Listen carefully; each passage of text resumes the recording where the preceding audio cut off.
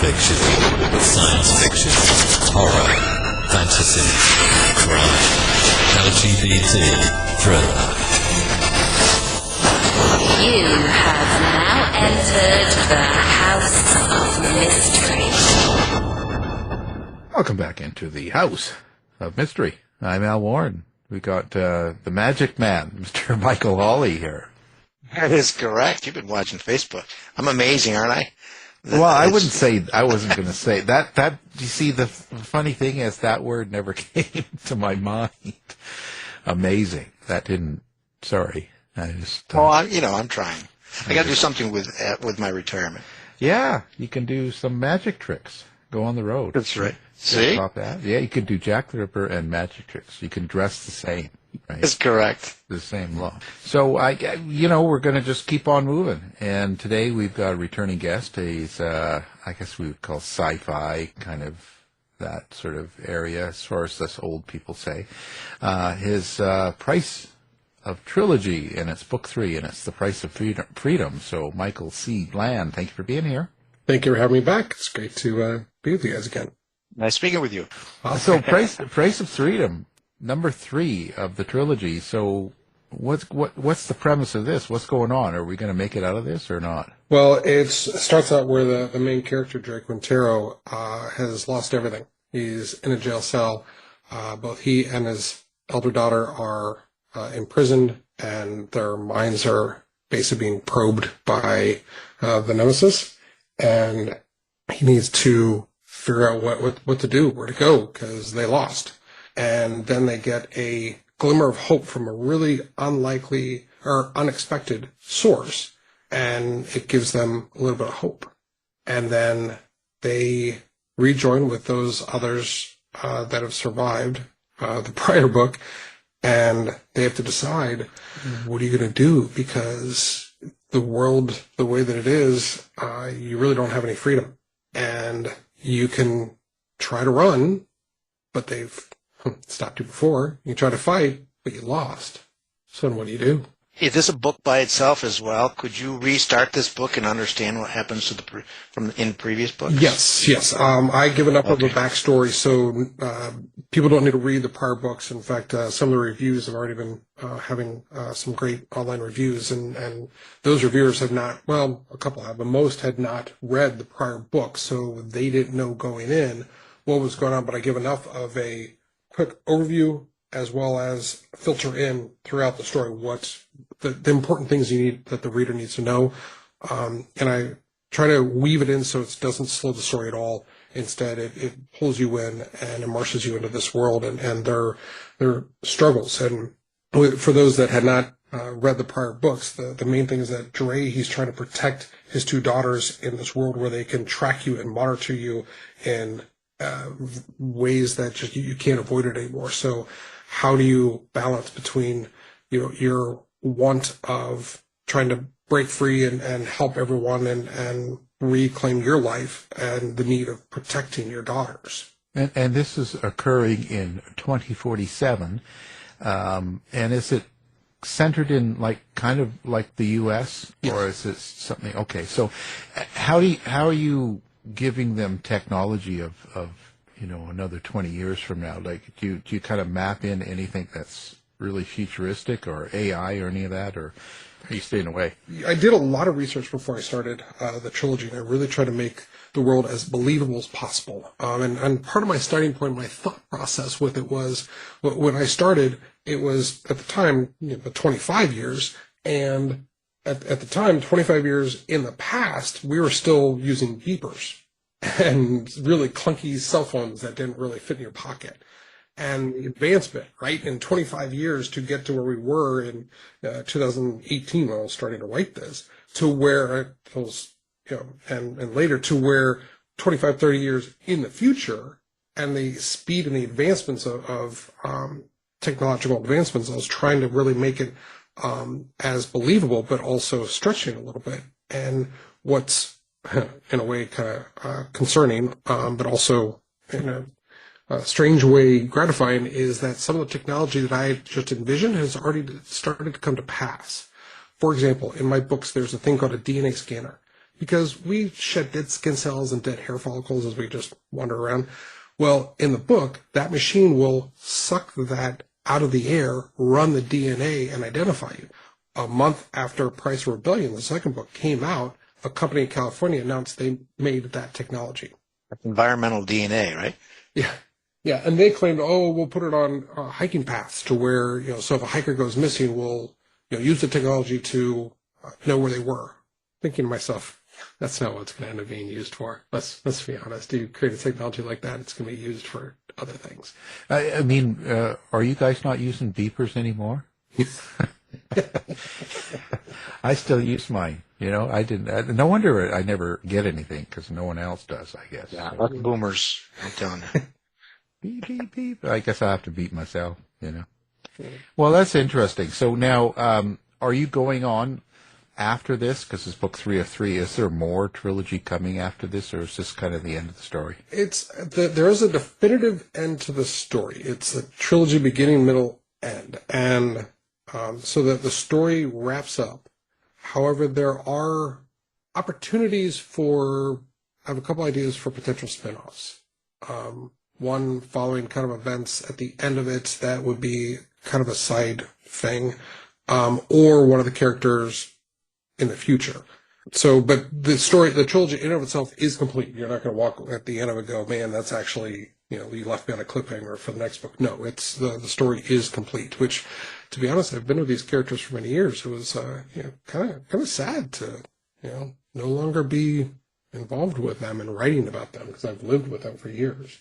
If you did do it, then you'd have the same protagonist, or you'd kind of switch to a different character? I think I would switch. It would be a different main character, but either one of the secondary characters in the future, or with a kind of side group, if that makes sense. Oh, did they all die then? I don't want to give away any spoilers. Game of Thrones, kill them all. Kill them all. Well, that is one way to end the story, isn't it? Just everyone's dead and scene.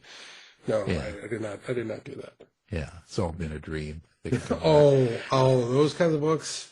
Yeah. Oh, that's to me. That's the biggest cheat. It was all the dream. Yeah. No. So, now your level of violence in this, is there a lot of violence because there's a lot of rebellion, of course, and there's all this stuff going on.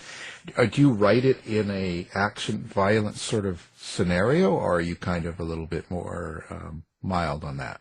I try to describe the scene so that the reader can see it. I try to make it so it's very visual, because that's the way I envision in my head. Is I envision the scenes in my head and what's happening, and so I try to describe it in a way that the reader understands and can visualize it in their mind, but without also getting bogged down in details. I'm not going to do. I did not do where Anne Ryan, which I liked her as an author, but 2 or 3 pages describing a garden. No, it's not. I'm not at that level of detail. Right. So as far as the violence itself, I describe enough so you know what happens. I never try to get graphic. That's not the kind of story I like to read per se, even though I'm a Stephen King fan, but I don't do it, nothing gratuitous, nothing over the top. It's enough so you understand and you hopefully are in the scene, but no, I don't sit there and get overly graphic. Now, Dray, is this from Dray's point of view too? Like, is it from his?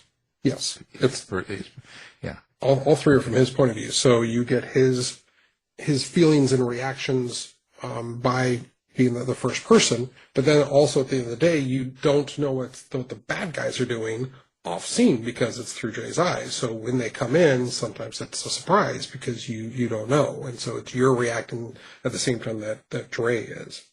I just thought that way it would be more kind of visceral and really kind of pull the reader in and have them walking alongside Dray as he's in this world that he started out as a family man, this engineer, really skilled and creative, intelligent, but not rebellious, not violent, not anything at all, and where he has to grow in terms of a character and his growth and the choices that he is forced to make. Part of my interest with this was if I was in his shoes and if I was forced with trying to protect my family and I'm in this situation, what would I do? And I thought that was really interesting. So Raven and the other sister, he doesn't know what's going on, or something you were talking about. It's stuck in his head about her cries. Yeah. So they're closer.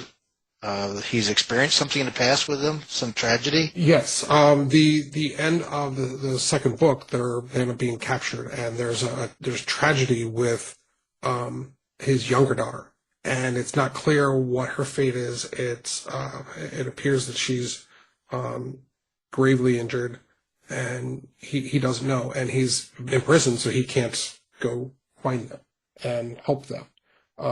So that's a big part of his struggle. And then when he does get an opportunity, it's what he does and how he tries to protect them, and what choices that he makes. And he doesn't always make the best choice. He's a smart guy, but he sometimes has to do things that are riskier, that or may not have been the smartest move, but at the time, that's what he thought was the best choice. So book 2 is kind of like Empire Strikes Back, where the bad guys kind of get the head of it, but there's some possibilities in the future kind of thing, and then that's what this is. Exactly. This is Return of the Yes, Return of the Jedi. Exactly. There's definitely that kind of element, because traditionally in a trilogy, the second book or the second part of the trilogy is usually where it's the absolute worst. So, and then the third is hopefully things work out. Maybe not as you expected, and maybe not all the characters survive, but it definitely there's an end. So when Dray's in prison, did you write any good prison scenes? Like in the shower. So no, not that kind of story. That's not kind. No. Oh, I just thought. Well, you could always do like a little side book, a little short story. Yeah. 50 Days of Night. Price of this is the price of 50 Days of Night. This is an interesting turn to this story. Well, but the character. Why an engineer? How did you come up with this character? And, he's a normal family guy. He's not violent. He's smart. He's an engineer. He's got all these qualities like this. Why that? Was there a reason? There was one practical reason and then a personal one. On the practical side, I needed him to have a certain level of skill set to be able to react to this world. I couldn't have had an accountant. Okay, accountant might do a mean spreadsheet, but that's not really going to help them in this world with this technology coming at them, right? You don't know my accountant. She's well, yeah, some might want to mess with, but no. So I wanted to have that engineer, that knowledge, that ability to be able to take machines and alter them and modify them or create them, that kind of thing.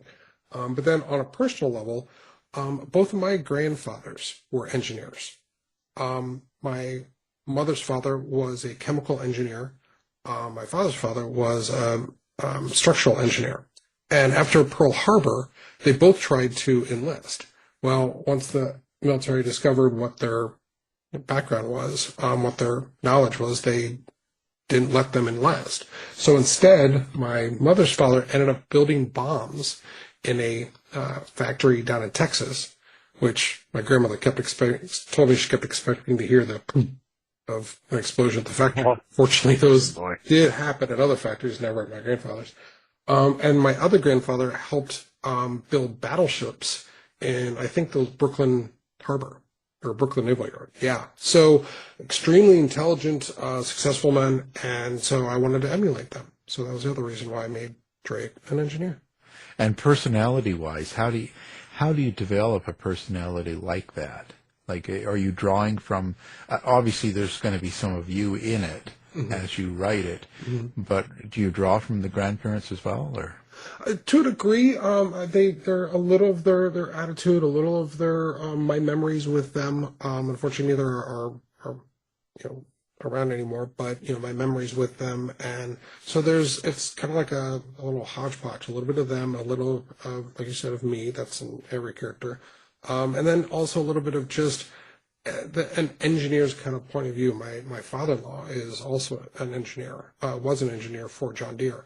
And so just kind of like the tone of the approach on certain things and relationships and that kind of stuff. So I tried to just take all of that knowledge and experience and things that I've seen and create this character that I thought would be relatable. And in fact, for the first book, I have a good friend who is an engineer up in Chicago, and so I had him read the rough draft to say, does this jive? Is this way an engineer would kind of react to something? Is this, the way he kind of approaches some things?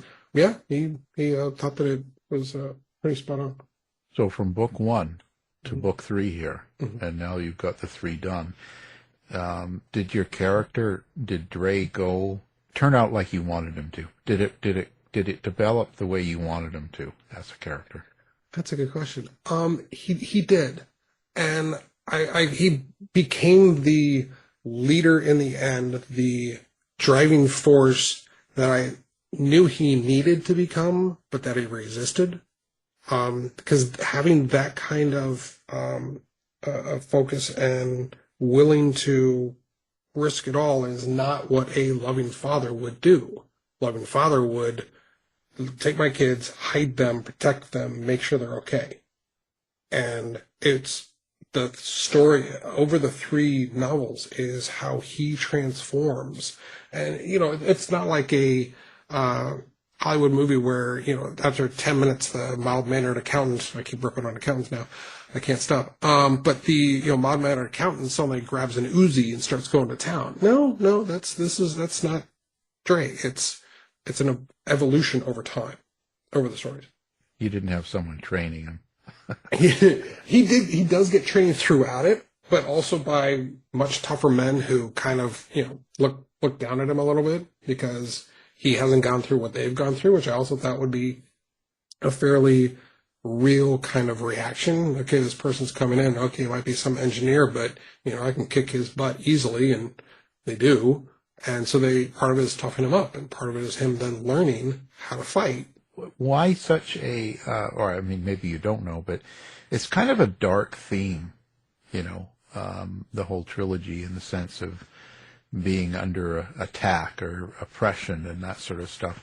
Is there something behind that as well? Is there a reason? Is there something that you want people to take away from this series? I don't think I didn't plan necessarily for it to be dark, and there is some hope in it, but it really, to me, the story took me to that place, and one of the themes in the story is that technology is a tool.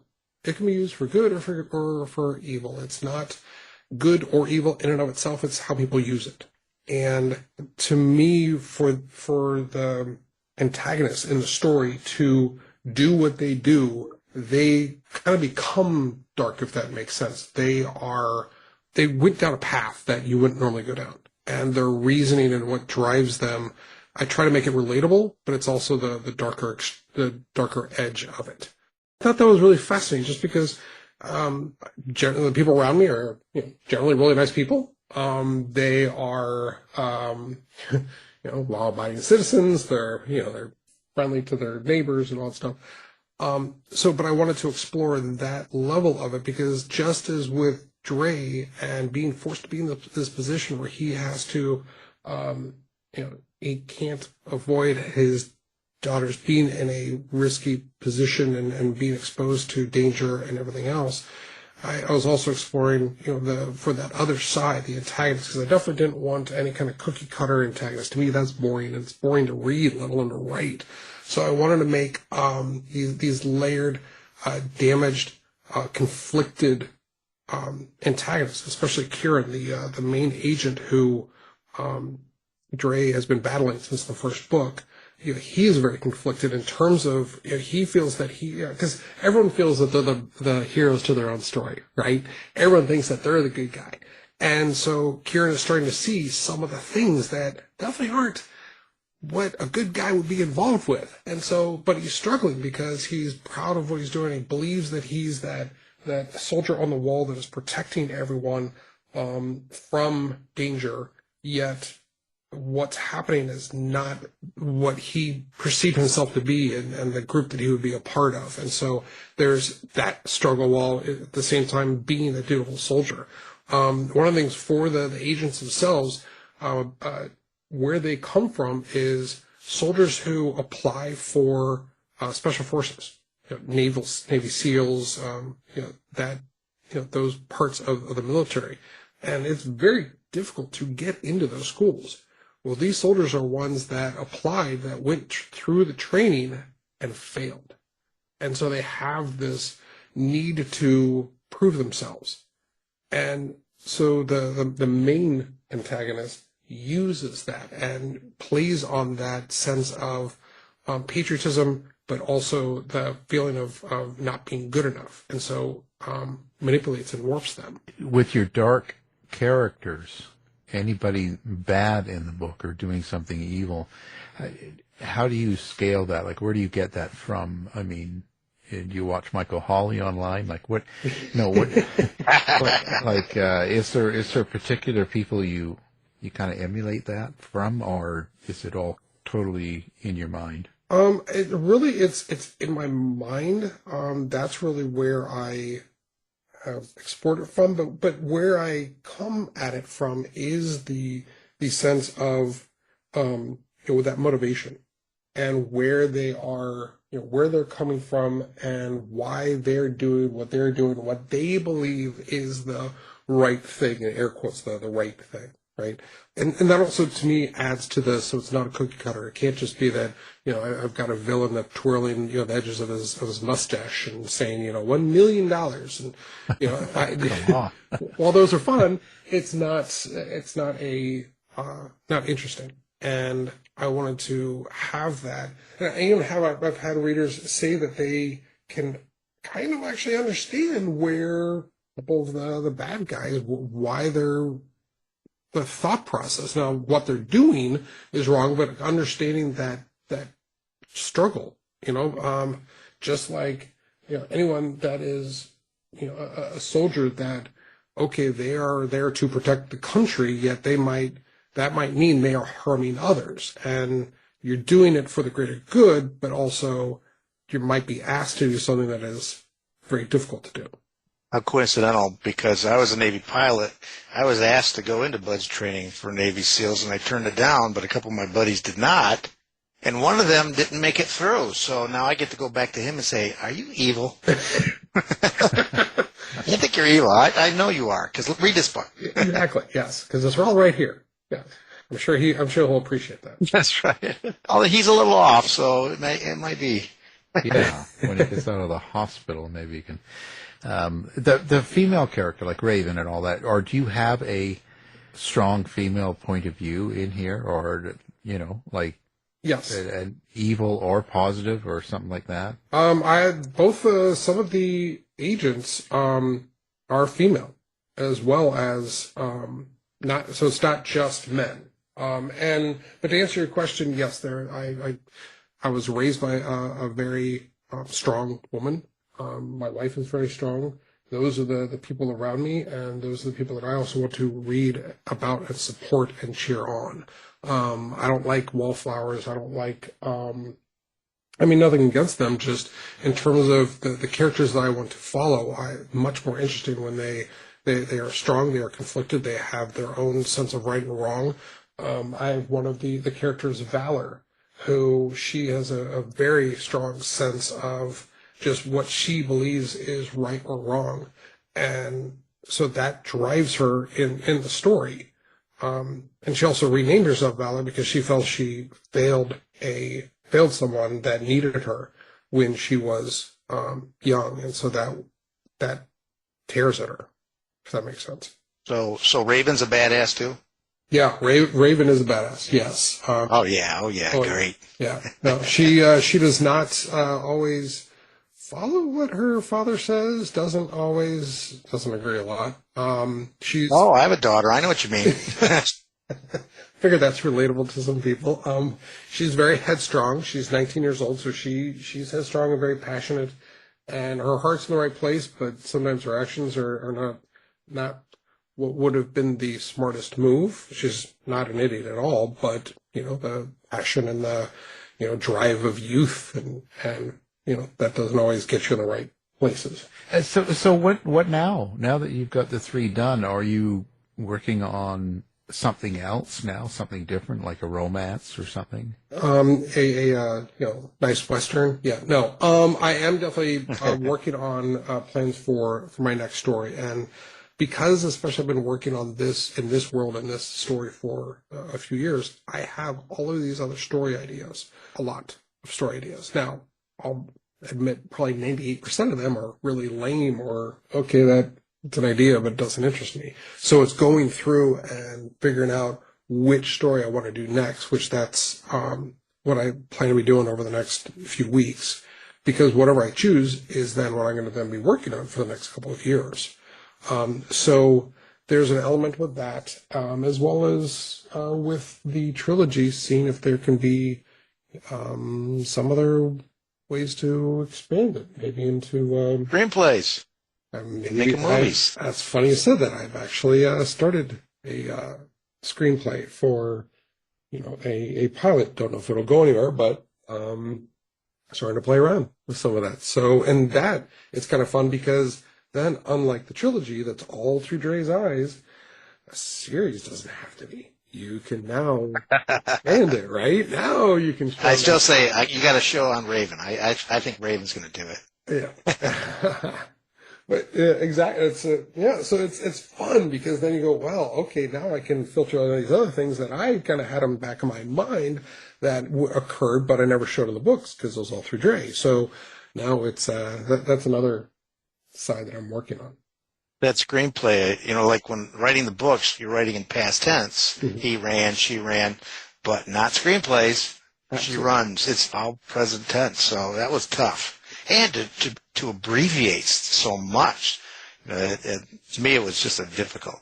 I talk too much, so I write too much, so I can't do it. It's definitely a different approach because instead of me describing and filtering in a description of like, say, a room that you're in as you're talking dialogue and describing what the characters do, instead, no, in a screenplay, it's interior, boom, boom, boom, boom. You describe the whole thing and almost dry. You're almost like just talking like you're describing to a production designer. Okay, this is this and this is this and this, and then you dive in. It's just a different kind of approach, and you know that also whoever creates it, they're going to take their own spin on it, their own way, and the beats of the words and everything else. While in the book, you could have a lot more influence and direct that because I almost kind of look at it as a book. You're being the director as well as the actors as well as everything because you're having to portray all that just through words. And this is different.